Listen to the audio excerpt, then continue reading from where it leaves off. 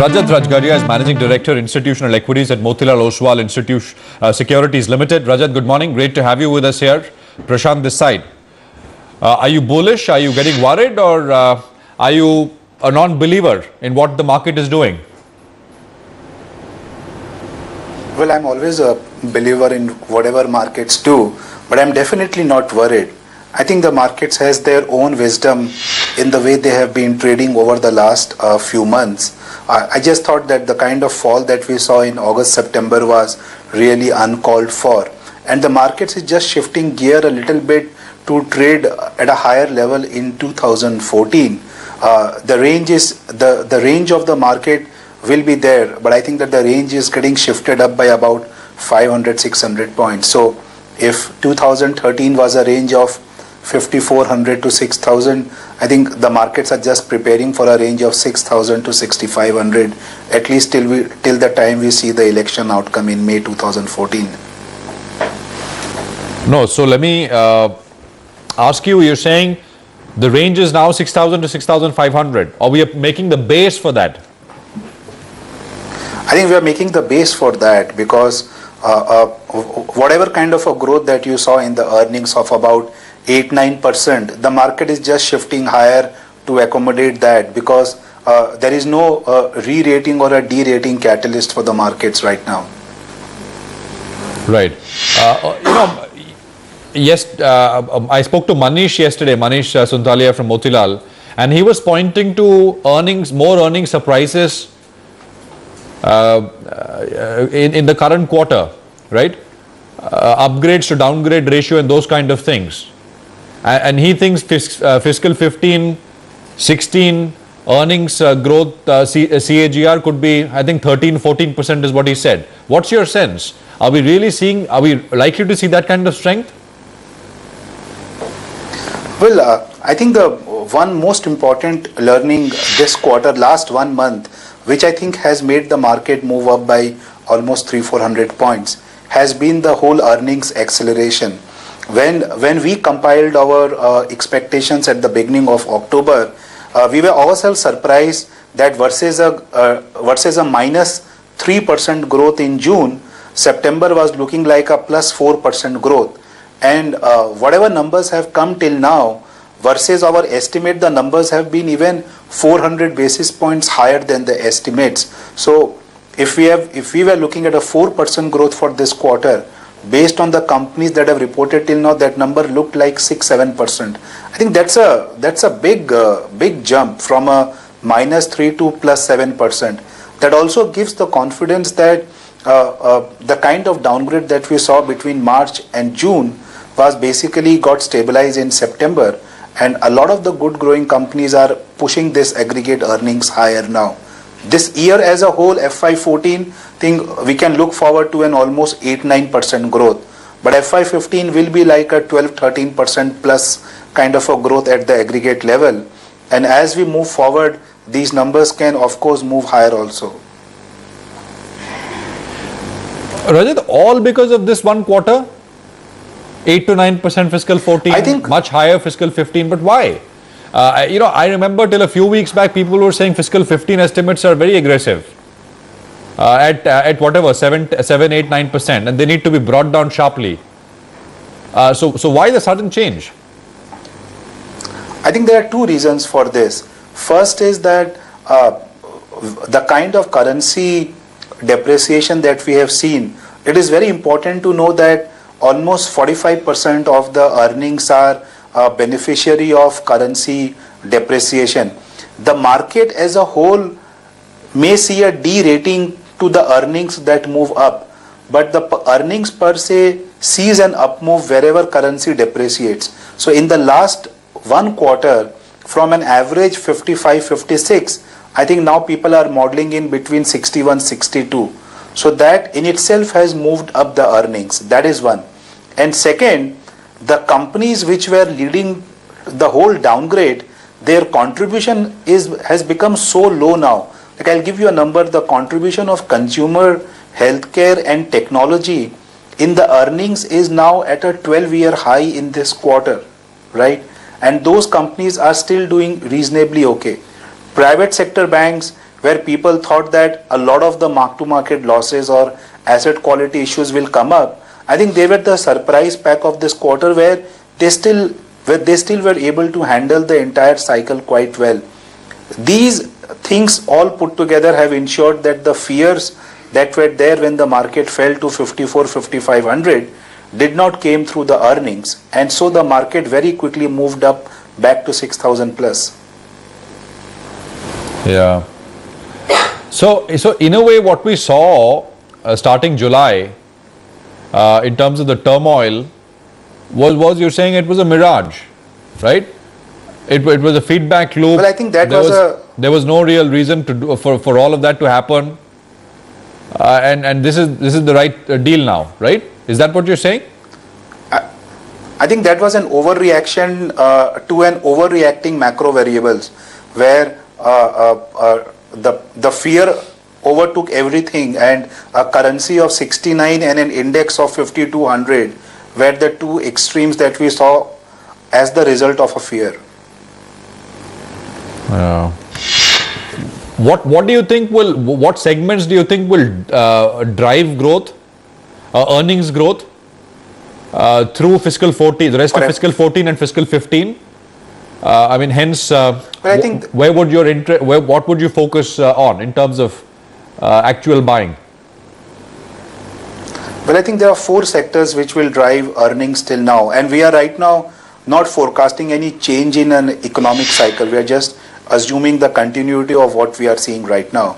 I think the technology companies will continue to drive, because each one of them is still guiding for the business environment to only be better. You saw Cognizant raising their guidance quarter after quarter. Infosys people have already raised their estimates. Tech Mahindra people have further raised their estimates yesterday. Technology will drive the numbers.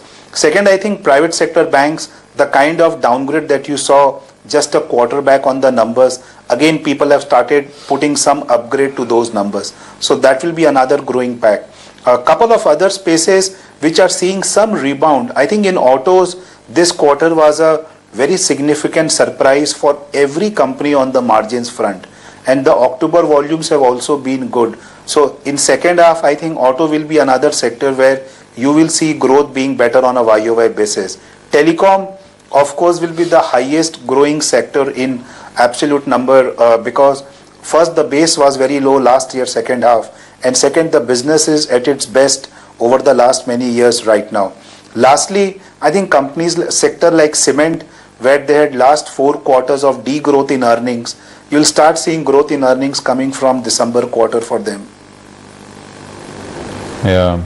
So that's cement, technology, private banks, autos, telecom, and Yes.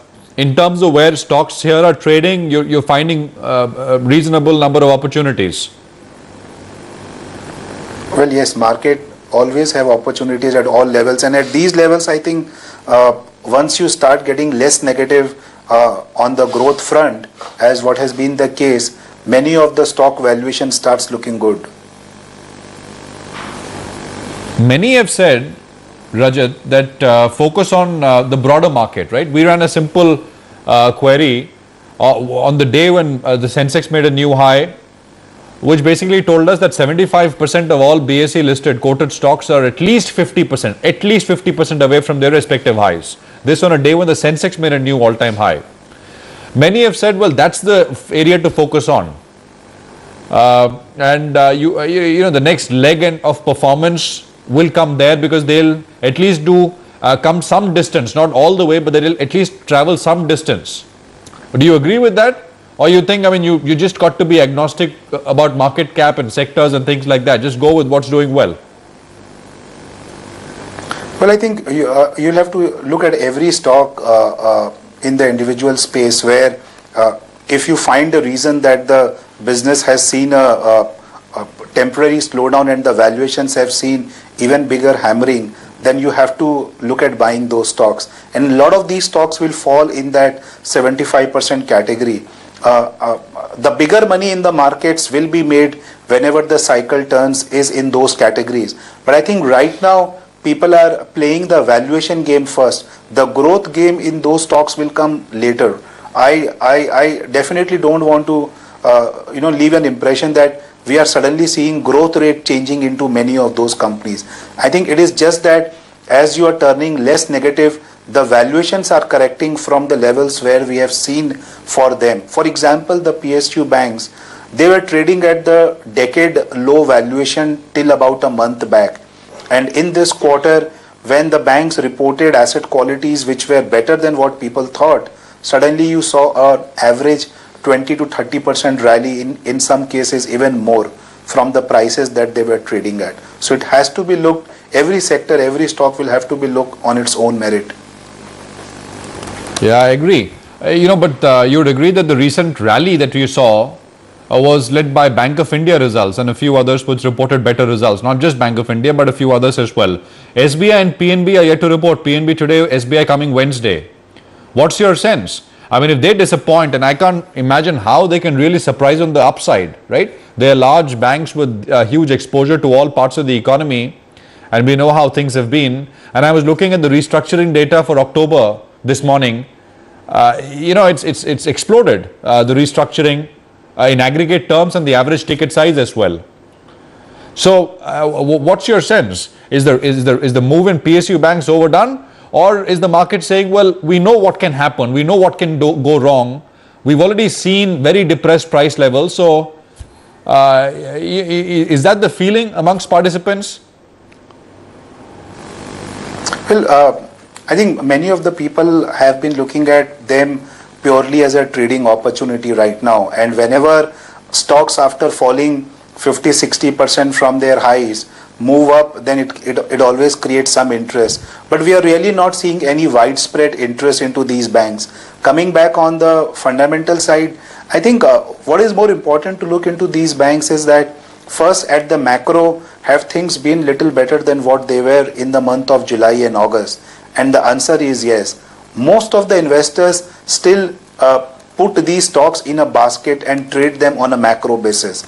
And that is how that is why these stocks move so volatile.